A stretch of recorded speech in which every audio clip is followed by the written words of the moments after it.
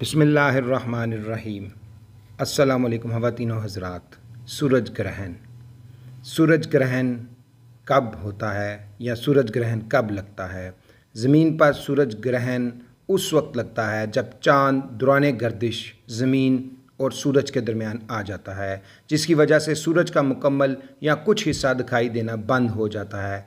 इस सूरत में चाँद का साया ज़मीन पर पड़ता है। चूँकि ज़मीन से सूरज का फ़ासला ज़मीन के चाँद से फ़ासले से 400 गुना ज़्यादा है और सूरज का मुहीत भी चाँद के मुहीत से 400 गुना ज़्यादा है, इसलिए ग्रहण के मौके पर चाँद सूरज को मुकम्मल या काफ़ी हद तक ज़मीन वालों की नज़रों से छुपा लेता है। सूरज ग्रहण हर वक्त हर इलाके में नहीं देखा जा सकता। मुकम्मल सूरज ग्रहण एक इलाके में तकरीबन 370 साल बाद दोबारा आ सकता है और ज़्यादा से ज़्यादा 7 मिनट 40 सेकंड तक बरकरार रहता है। अलबत्ता जुज़वी सूरज ग्रहण को साल में कई दफ़ा देखा जा सकता है। सूरज ग्रहण की मंदरजा ज़ैल अक़साम होती हैं: मुकम्मल सूरज ग्रहण, हल्की सूरज ग्रहण, मखलूत सूरज ग्रहण, जुज़वी सूरज ग्रहण। जब भी ज़मीन के किसी हिस्से में मुकम्मल सूरज ग्रहण लगता है तो इसके गिरदोनवा में चारों तरफ जुज़वी सूरज ग्रहण होता है।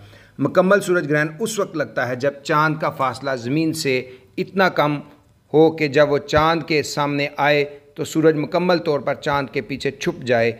चूँकि चाँद और ज़मीन के मदार बैज़वी हैं, इसलिए चाँद का ज़मीन से फ़ासला बदलता रहता है, इसलिए हर दफ़ा मुकम्मल सूरज ग्रहण नहीं लगता। मुकम्मल सूरज ग्रहण के वक्त चाँद का फ़ासला ज़मीन से निस्बतन कम होता है। इसमें सूरज के मुकम्मल छुप जाने की वजह से नीम अंधेरा हो जाता है और दिन के वक्त सितारे नज़र आना शुरू हो जाते हैं। ताहम ये ज़्यादा से ज़्यादा एक मुकाम पर 7 मिनट 40 सेकंड के लिए हो सकता है, मगर दुरानिया अक्सर इससे कहीं कम होता है। हल्की सूरज ग्रहण इस वक्त होता है जब चाँद सूरज और ज़मीन के दरमियान में आ जाए, मगर उसका फ़ासला ज़मीन से मुकम्मल सूरज ग्रहण से निस्बतन ज़्यादा हो।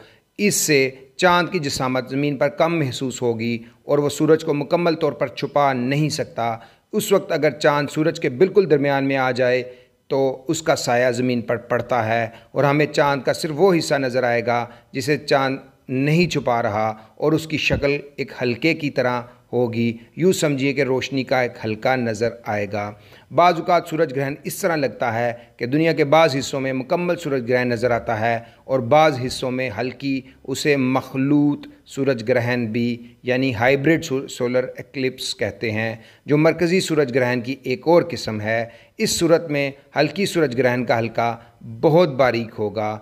मखलूत किस्म के सूरज ग्रहण बहुत कम होते हैं। जुज़वी सूरज ग्रहण ऐसी सूरत हाल को कहते हैं जब दौरान ग्रहण चाँद सूरज के बिल्कुल दरमियान में ना आ जाए, बल्कि सिफर जो है जुज़वी तौर पर सूरज को ज़मीन वालों की नज़र से छुपा रहा हो। ये मुमकिन है कि ज़मीन के एक मुख्तसर हिस्से पर तो मरकज़ी सूरज ग्रहण हो, मगर एक बड़े हिस्से पर जुज़वी सूरज ग्रहण नज़र आए। जुज़वी सूरज ग्रहण के दौरान मुकम्मल अंधेरा नहीं होता।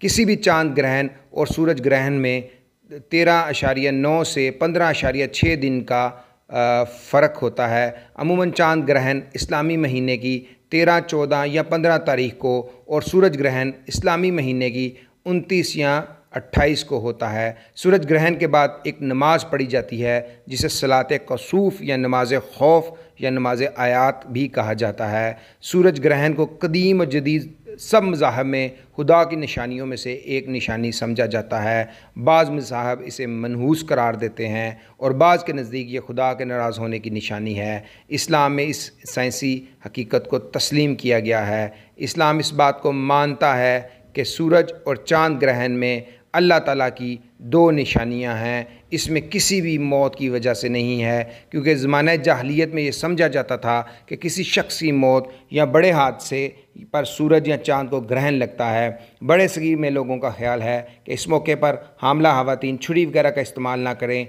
क्योंकि सूरज या चाँद के ग्रहण होने की वजह से उनके पेट में मौजूद बच्चे का होंठ वगैरह कट जाता है। हालांकि इस हकीकत का किसी भी किस्म का कोई ताल्लुक़ नहीं हकीकत से, और ना शरई एतबार से और ना ही साइंस के एतबार से। ये सिर्फ लोगों का वहम, गुमान और जाहलाना है। दुनिया में 21 जून 2020 को सूरज ग्रहण देखा जाएगा। सूरज ग्रहण जो है उस दौरान सूरज की तरफ अपनी आँख से देखने से آنکھ انسان اندھا ہو سکتا ہے۔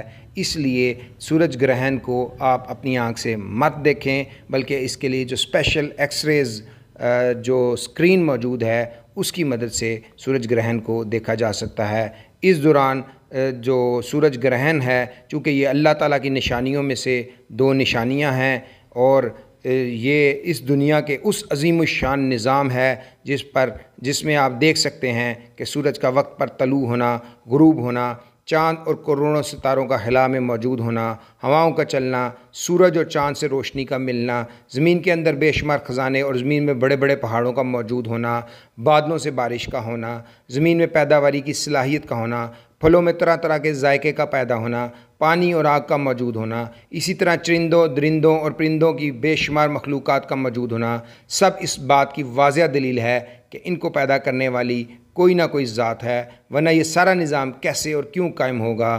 سورج گرہن ہو جائے تو مسلمانوں کو چاہیے کہ اللہ تعالیٰ اپنے خالق کائنات کی طرف متوجہ ہوں، 2 رکعت نماز اذان و اقامت کے بغیر باجماعت ادا کریں اور اللہ تعالیٰ سے خوب دعائیں مانگیں، کیونکہ سورج گرہن کے موقع پر جو نماز پڑھی جاتی ہے اسے صلاۃ کسوف بھی کہا جاتا ہے۔ تو عزیزان گرامی، آپ 21 جون کو پاکستان میں بھی سورج گرہن نظر آئے گا، لیکن اس دوران آپ اپنی جو طبعی آنکھ ہے اس سے اس کو مت دیکھیں، کیونکہ اس ٹائم سورج کی جو شعاعیں ہیں بڑی طاقتور ہوتی ہیں، جو آپ کی بینائی کو فوری طور پر زائل کر سکتی ہیں، جس سے آپ کی بنائی جا سکتی ہے، آپ ہمیشہ کے لیے اندھے پن کا شکار ہو سکتے ہیں۔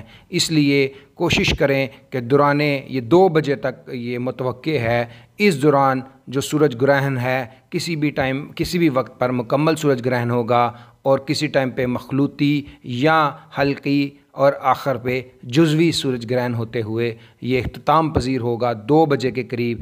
اس دوران آپ اللہ سے گڑ گڑا کر اپنے گناہوں کی معافی مانگیں اور اللہ تعالیٰ سے دعا کریں کہ اللہ تعالیٰ دنیا میں اسی طرح ہی خوشحالی اور ترقی اور امن کو قائم رکھے، کیونکہ سورج گرہن کی یہ اللہ کی نشانی اس طرح ہے کہ سورج کے چھپ جانے سے زمین پر دن کے وقت اندھیرا چھا جاتا ہے اور دن کے وقت تارے نظر آتے ہیں، جس کی وجہ سے تمام جو دن کے جو اوقات ہیں ان میں رات کا سماں بن جاتا ہے۔